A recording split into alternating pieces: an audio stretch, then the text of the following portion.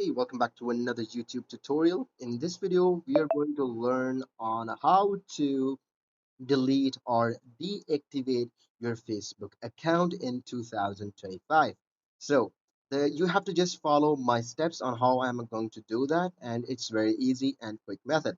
First, you go to Facebook, and in Facebook, when you reach in here, make sure to click on those three lines in the upper right corner. You're gonna click on that, and once you see these options, make sure to select on settings. You can see on the top, click on settings. Once you click on settings, you have to go into account center. You can see there's an account center in the meta option. You're going to click on see more in account center. Click on that.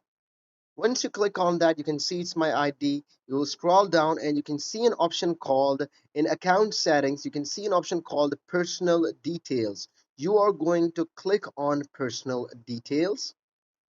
Once you click on personal details, you can see these are my personal information. I might be hiding this in my video, so you're gonna hide those. And I'm going to click on account ownership and control. Once you click on account ownership and control, you can see there are two options: either memorialization, which means you are if you're gonna die, what's gonna happen to your account, and deactivation or deletion.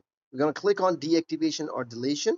Once we are done with that, we're going to select our account. So Carl Houston is my account. I'm going to click on that, and I have two options: either I delete my account in your case if you want to delete it, or deactivate your account. So in this video, I'll teach you how you can deactivate that. So I'm going to click on deactivate and click on continue.